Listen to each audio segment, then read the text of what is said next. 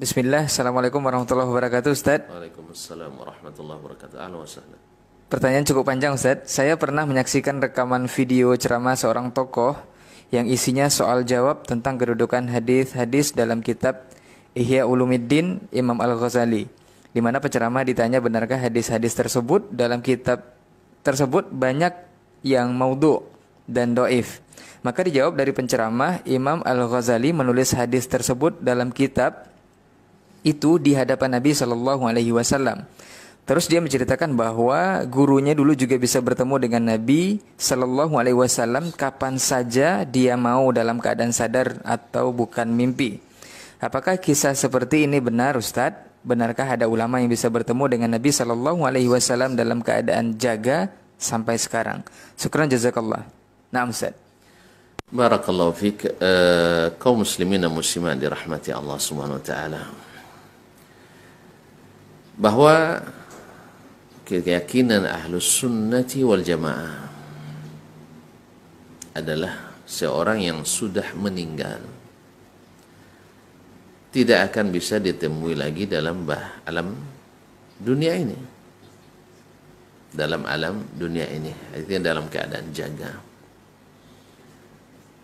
Sebab para sahabat Nabi alaihi salatu wassalam yang menjadi orang yang paling dekat dengan Nabi alaihi salatu wassalam, Abu Bakar, Umar, Uthman, Ali, Sa'ad, Sa'id, dan lain-lainnya, orang-orang yang dijamin masuk surga.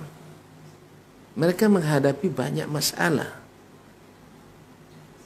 Banyak masalah yang dihadapi. Umar, Abu Bakar ketika baru Nabi meninggal, dia harus berhadapan dengan gerakan murtad dan tidak mau bayar zakat. Lalu Abu Bakar mengadu ke Nabi SAW. Ya Rasulullah, saya belum siap menghadapi ini. Lalu datang Nabi, bangun lagi. Dan Umar radhiyallahu taala anhu juga menghadapi masalah banyak, futuhat, dan banyak di antara kaum muslimin yang gugur dalam berjihad. Utsman radhiyallahu taala sampai dituduh menyeleweng dalam penyelenggaraan keuangan negara, yang dalam bahasa orang sekarang nepotisme, KKN, mengangkat orang-orang dekatnya. Tentu saja ini dari orang-orang yang kurang iman dan kurang kerjaan. Mereka adalah orang-orang yang dijamin masuk surga, yang amalannya diridai oleh Allah, dan Allah pasti tak ridha dengan kezaliman. Kaum muslimin dan muslimat, Ali bin Abi Thalib juga menghadapi masa-masa sulit. Di satu sisi berhadapan dengan kaum Khawarij, dan satu sisi dapat tekanan dari Muawiyah dan Ahlus Syam yang menghendaki para pembunuh Utsman itu segera diadili. Di satu sisi dia harus menumpah ataupun memadamkan api fitnah Khawarij dulu. Itu jadi perbedaan ijtihad. Nah, tidak ada diriwayatkan kaum muslimin dan muslimat bahwa mereka bertemu langsung dengan Nabi untuk memberikan solusi. Tidak ada diriwayatkan seperti itu. Padahal mereka jauh lebih membutuhkan solusi daripada ketika Imam Al-Ghazali menulis kitabnya Ihya Ulumuddin ini. Ya kan, Imam Al-Ghazali rahimahullah taala menulis kitab ini ya dalam kondisi aman. Dan tidak pernah terjadi para sahabat yang menghadapi fitnah di antara mereka.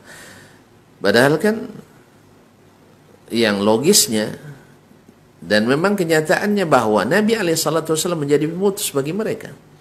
Nah, andainya waktu itu bisa Ali bertemu dengan Nabi SAW, dia tanya, ya Rasulullah, ini saya berselisih paham dengan Muawiyah, mana yang benar di antara kami? Dan disuruh untuk bertahkim ke Nabi Allah dan Rasulullah SAW. Mereka tidak lakukan kecuali bertahkim pada Allah dan Rasul dengan Al-Quran dan Sunnah yang sudah ditinggalkan. Tidak pernah Ali mengklaim, ya Muawiyah, saya bertemu dengan Rasulullah. Tidak ada. Atau mungkin Muawiyah mengklaim, ya Ali, saya bertemu dengan Rasulullah, saya perintahkan begini. Di sini tahulah kita kebatilan daripada klaim itu, bahwasanya Imam Al-Ghazali bertemu dengan secara kasyaf dengan Nabi alaihi salatu wassalam. Ini di sini berangkatnya nanti lebih tinggi lagi, kasyaf lagi dengan bertemu dengan Allah Subhanahu wa taala langsung.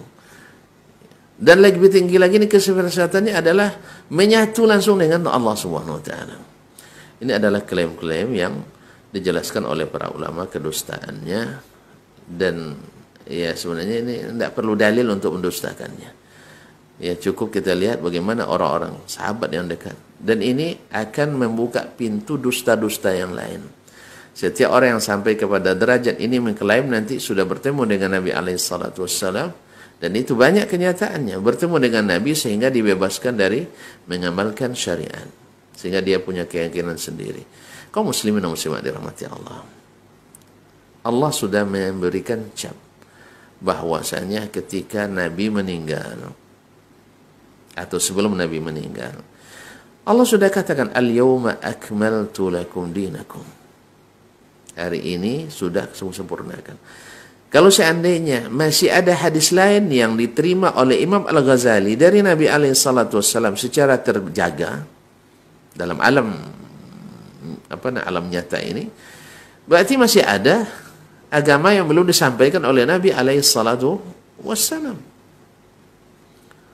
Oleh itu kaum muslimin dan muslimat dirahmati Allah, ini dua hal yang cukup membuktikan bahwa ini klaim yang tidak berdasar sama sekali dan hanya sekedar ilmu kira-kira dan rasa-rasa.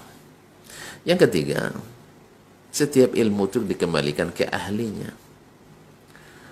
Dan kita maklum, Imam Al-Ghazali adalah seorang yang jenius, orang yang sangat tinggi intelijensianya, dan kalau berhujjah secara akliyat itu di atas rata-rata. Tapi cerdas bukan ilmu. Orang yang cerdas belum tentu berilmu. Maksud saya tentang as-sunnah ini. Maka Imam Al-Ghazali rahimahullah ta'ala, karena tumbuh dengan pemikiran-pemikiran, beliau hafiz Quran. Tetapi penguasaannya terhadap hadis Nabawi, saya tidak membandingkan beliau dengan kita hari ini, tidak, jangan salah paham. Nanti salah paham pula nanti, lebih hebat antum dari Ghazali. Ya saya tidak mungkin saya mengatakan saya lebih hebat Imam Al-Ghazali rahimahullah ta'ala. Bahkan sulit dicari imam seperti Imam Al-Ghazali pada hari ini rahimahullah ta'ala. Jadi ketika kita bicara konteksnya sekarang bukan antara saya dengan Imam Ghazali, tolong dipahami dengan baik. Antara Imam Al-Ghazali dengan imam-imam ahli hadis. Ya kadang-kadang kita ini ya karena memang dicari kesalahan, salah ucap sedikit tanpa klarifikasi. Tidak seperti Ali bin Madini tadi. Ali bin Madini ditanya, dicari orangnya, dia tanya, sehingga ilmunya jelas. Kalau kita hari ini tidak dicari mana yang salah, lalu yang tidak salah pun dianggap salah. Itu maka saya betul juga harus hati-hati bicara hari ini kaum muslimin dan muslimat. Jadi saya konteksnya perkataan ini adalah antara Imam Al-Ghazali dengan imam-imam Islam lainnya, khususnya yang di bidang hadis. Maka Imam Al-Ghazali rahimahullah, maklum kita semua, lahir dari kalangan filosof. Dan filosof ini, ahli-ahli filsafat itu bukan orang-orang bodoh. Rata-rata adalah orang-orang punya tingkat intelijensia tinggi. Kalau tidak, gimana dia melahirkan pikiran-pikiran yang subhanallah orang lain tak terpikir, ya 1000 tahun dia sudah memikirkannya. Terpikir oleh dia. Cuman apakah pikiran bisa menjamin kebenaran? Tidak. Maka saya katakan setiap pemikir belum tentu berilmu. Tidak semua pemikir itu berilmu. Tetapi setiap yang berilmu pasti pemikir. Atau pasti berpikir. Makanya ilmu lebih tinggi daripada pikiran. Ilmu lebih tinggi dari logika. Makanya Allah tak pernah memuji dirinya kecuali dengan ilmu. Tak pernah memuji dirinya dengan pikiran, dengan logika. Silakan dibaca dalam Al-Quran dari ayat surah Al-Fatihah sampai An-Nas, tidak akan ditemukan Allah memuji dirinya bagaimana memikir, tidak dengan pikiran, tapi dia memuji dirinya dengan ilmu. Wa huwa a'lamu bihim wa huwa a'lamu bima kanu ya'malun wa huwa 'allamul ghuyub. Wa huwas samiul alim, wallahu bikulli syai'in alim, wa fawqa kulli dzi ilmin alim. Jadi Allah memuji diri dengan ilmu, karena ilmu lebih tinggi dari pikiran. Ilmu lebih tinggi dari pikiran. Ilmu insya Allah kalau diikuti, kalau benar ilmu dari Al-Quran hadis diikuti tidak menyesatkan. Kapan sesatnya? Kalau masuk pemikiran. Tentu saja pemikiran yang tidak mengikut ilmu. Jadi berbeda antara ilmu nanti dengan pemikiran, lalu diikuti pemikiran, insya Allah kesesat. Tapi kalau ikut ilmu, abaikan pemikiran, tidak tersesat. Nah, Imam Al-Ghazali rahimahullah lahir dari pemikiran. Dan bukan berarti beliau juga tidak punya pengetahuan tentang Al-Quran, tentang hadis. Karena beliau adalah pakar di bidang usul fikih, ilmu fikih. Tapi mau tidak mau harus diakui bahwasanya beliau bukan berlatar belakang hadis. Sehingga waktu itu beliau menulis kitab Ihya Ulumuddin. Tidak bisa secara selektif memasukkan hadis. Di mana siapa yang tahu ini? Tentu ulama hadis. Tidak mungkin seorang ahli filsafat menjadi penilai hadis, tidak mungkin. Ya, pernah ada seseorang dalam sebuah seminar mengatakan, ternyata ulama hadis itu belum secara komprehensif menjelaskan hadis. Saya tanya, yang mengatakan itu siapa? Ternyata pakar ilmu humaniora. Ya, dan tidak bidangnya lah, tidak bidangnya. Kemudian mengatakan ulama tafsir belum memberikan tafsir secara komprehensif. Yang bilang siapa? Orang yang tidak juz 30 aja tidak hafal. Tidak pernah baca kitab tafsir secara selesai sampai tamat. Lalu menilai ulama tafsir secara seluruhnya. Tidak kurang dari 4.000 kitab tafsir. Ada berapa tafsir yang Anda tamatkan? Sehingga mengatakan bahwasanya ulama tafsir belum memberikan tafsir secara komprehensif. Baru baca sebagian dari kitab tafsir, 5 buah tafsir, baca sebagiannya, lalu tidak komprehensif. Antum tidak menemukan di sini, mungkin kitab tafsir antum temukan yang lain. Atau jangan tafsirkan kejadian hari ini yang tidak ada pada zaman mereka, ditafsir di zaman dulu, mungkin tidak ada. Kalau itu maksudnya tidak komprehensif, iyalah tidak mungkin orang mengetahui yang gaib. Nah, biasanya tidak tahu. Oleh itu Imam Al-Ghazali rahimahullah dinilai oleh pakarnya, para ahli hadis, beliau mungkin tidak masuk jajaran ulama hadis. Tidak masuk jajaran ulama hadis. Dan tidak dianggap sebagai ahli hadis. Makanya wajar saja dalam kitabnya akan banyak terdapat hadis-hadis baik palsu, mungkar. Imam Al-Iraqi, yang siapa yang meragukan keahliannya Imam Al-Iraqi, Imam Ibnu Hajar yang kita sebut sebagai Khatimatul Huffaz, yang menjadi rujukan utama umumnya kita di kalangan belakangan ini adalah Ibnu Hajar Al-Asqalani, mengakui bahwa di antara gurunya yang paling besar adalah Imam Al-Iraqi di hadis. Dia mentakhrij kitab ini. Dan bukan beliau saja, banyak ulama-ulama yang menghukum hadisnya baik secara keseluruhan maupun sebagian. Disebutkan oleh Al-Ghazali Ihya Ulumuddin, tetapi hadisnya palsu. Maka Imam Al-Iraqi menulis kitab yang cukup panjang, yaitu kitab 3 jilid, Al-Mughni an Hamlil Asfari fil Asfar bitakhriji ma fi kitabil Ihya'i minal akhbar.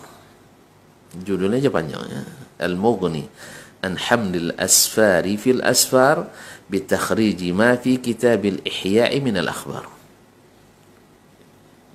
Yaitu suatu kitab yang cukup mewakili kita membawa kitab-kitab besar dalam banyak perjalanan yang isinya adalah mentakhrij kitab hadis-hadis yang terdapat Ihya Ulumuddin, dalam kitab Ihya Ulumuddin dari khabar-khabar atau hadis-hadis. Maka tidak kurang dari 2/3 atau ada yang mengatakan 3/4 dari hadis yang terdapat dalam Ihya Ulumuddin antara dhaif jiddan, bahkan ada yang palsu. Nah, tentu saja kita katakan Antara Al-Iraqi dengan Al-Ghazali jauh bedanya. Nah, siapa yang bisa membatalkan hukum Al-Iraqi dengan ilmu silakan. Tapi dengan rasa tidak bisa. Oh, Imam Al-Iraqi tidak ketemu Nabi, Al-Ghazali ketemu Nabi, berarti sahabat dia dong. Ya, saya tidak menemukan satu pun penulis kitab tentang as-sahabah memasukkan Imam Abu Hamid Muhammad ibn Muhammad ibn Muhammad ibn Muhammad ibn Muhammad ibn Hamid Al-Ghazali dalam kalangan sahabat. Karena sahabat itu yang bertemu dengan Nabi, beriman kepadanya, dan mati dalam keadaan Islam. Dan kita tahu, alhamdulillah, Imam Ghazali orang beriman, insyaAllah, dan mati dalam keadaan Islam, rahimahullah ta'ala. Bahkan disebutkan Imam Al-Ghazali di akhir-akhir umurnya, yang dia sudah sampai ke puncak pemikiran filsafat tertinggi, dia menulis kitab Tahafutul Falasifah, yaitu kebingungan para ahli filsafat. Makanya dia menulis kitab Iljamul Awam an Ilmil Kalam, mengekang orang awam dari belajar ilmu kalam. Walaupun nanti memahami kitab ini akan terjadi beda versi. Ya, ada yang mengatakan maksud Imam Ghazali orang-orang yang tidak dan sebagainya. Bukan melarang secara umum, terserah. Artinya, kaum muslimin dan muslimat dirahmati Allah, Imam Ghazali meninggal dalam keadaan mempelajari kitab Sahih Bukhari seperti disebut oleh Imam Az-Zahabi. Meninggal dalam keadaan kitab Al-Jami'us Sahih berada di dada beliau. Karena dia kembali paham bahwa sesungguhnya jalan yang tidak buntu itu adalah Alkitab dan Sunnah Nabi SAW. Maka kita tentu saja ilmu Imam Ghazali tidak ada yang memungkiri bagaimana kehebatan beliau di bidang apapun, bahkan termasuk di hadis ini. Ya, dibanding dengan kita hari ini, beliau jauh di atas kita. Tapi tadi banyak kitabnya dia tulis di saat beliau belum menguasai ilmu hadis ini. Maka beliau tidak disusun di antara tabaqat ulama hadis. Tapi tabaqat ulama fiqh ada, usul fiqh ada, al-falasifah ada, tasawuf ada, masuk. Tapi di hadis tidak, dia bukan imamnya. Maka, tapi jangan salah paham lagi ya, bahwa beliau tidak tahu hadis sama sekali, jangan. Enggak. Banyak hadis-hadis sahih yang beliau hafalkan, yang beliau pahami, yang beliau syarahkan. Banyak ilmu-ilmu yang disebutkan oleh beliau tak didapatkan dalam syarah-syarah yang lain. Cuman, kelemahan tadi dia tidak bisa selektif dalam menyebutkan hadis tadi. Kesimpulannya bahwa, pertama, yang tadi klaim bertemu langsung dengan Nabi itu adalah tidak ada bukti dan dalilnya. Bahkan saya mungkin tidak terlalu banyak kenal Imam Ghazali, tapi saya tidak mengetahui ada Imam Ghazali mengakui itu. Imam Ghazali sendiri tidak ada mengakui itu. Saya tahu saya. Dan atau tidak ada ulama yang mengatakan Imam Ghazali bertemu dengan Nabi SAW. Sepanjang saya membaca kitab-kitab Ma'rifatus Sahabat, Tabaqatus Sahabat, tidak masuk dalam bilangan sahabat. Kalau bertemu Nabi dalam keadaan hidup.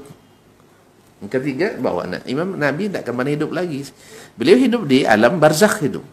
Tapi di dunia lagi dia tidak balik. Kalau balik, kenapa para sahabat dulu tidak pernah minta solusi dari Nabi SAW? Karena banyak masalah-masalah berat yang dihadapi. Ya, terjadi pergulatan kekuasaan antara Bani Umayyah dengan Bani Abbasiyah. Kenapa Nabi tidak keluar untuk mendamaikan mereka? Bahkan Nabi pesankan. Ini yang kenapa Nabi berpesan menjelang meninggalnya? Setelah saya, kalian akan melihat banyak perselisihan. Gimana caranya? Maka kembalilah ke sunnahku. Tidak dia bilang datang ke kuburanku, tidak. Minta solusi. Datang ke kuburanku, tidak. Bukan. Kembali ke sunnahku. Lalu apa? Dan sunnah khulafa ar-rasyidin. Ya. Addu alaiha bin nawajis. Pegang, gigit dengan gigi gerah. Tamassaku biha. Pegang teguh. Kemudian apa? Yang membuat kalian berselisih itu adalah wa iyyakum muhdatsatil umur. Yang membuat kalian berselisih itu jauhi, yaitu melakukan hal-hal yang baru dalam agama. Karena inna kulla muhdatsatin bid'ah, karena setiap yang diadakan itu dalam agama itu adalah bid'ah, wa kullu bid'atin dhalalah, dan setiap bid'ah itu sesat. Makanya Nabi sebutkan penyebabnya perselisihan banyak itu adalah yang baru dalam agama. Makanya jauhi yang baru-baru, yang tidak dikenal dalam Islam. Tidak kenal dengan Islam, jauhi itu. Maka disitulah, karena itu akan menjawab perselisihan. Kita berselisih banyak sekarang kan karena itu. Karena banyak bersandar pada riwayat yang dhaif. Sehingga berbeda dengan yang sahih. Atau berbeda dengan yang palsu, apalagi berbeda dengan asli. Nah, kalau antum sudah terlanjur beli, sudah terlanjur amalkan, berat untuk ditinggalkan. Makanya Imam Al-Bukhari ingatkan, babul ilmi qabla al-qawli wal amal. Berilmu dulu, baru didakwakan, baru diamalkan. Ini tidak, amalkan dulu, baru cari ilmunya. Ternyata tidak sesuai. Oh, akhirnya kepentingan lahir di situ. Kemudian bisa saja karena menganggap kalau diingkari mudaratnya besar. Enggak, tidak ada kepentingan di situ. Tapi mungkin akan terjadi gejolak. Akhirnya ditinggalkan berlarut-larut, sehingga ulama yang tahu tidak berani, yang berani tidak punya ilmu. Berani untuk mencegah tapi tak punya ilmu. Sehingga timbul masalah. Yang tahu tidak berani karena juga takut bermasalah. Akhirnya menjadi berkembang sampai datang orang yang tahu dan berani mengingkari, akhirnya menghadapi problema besar. Dan rata-rata akhir dari hadis-hadis palsu yang disebutkan oleh para ulama atau hadis-hadis dhaif yang ada dalam kitab-kitab para ulama. Itulah tugasnya para ahli hadis untuk memeriksa, menyaring dan menyampaikan kepada kaum muslimin dan muslimah. Ini yang saya ketahui, wallahu taala alam, mudah-mudahan bisa dipahami dengan baik bahwa klaim itu sama sekali tidak benar dan tidak ada ulama hadis yang mengatakan itu. Wallahu taala alam.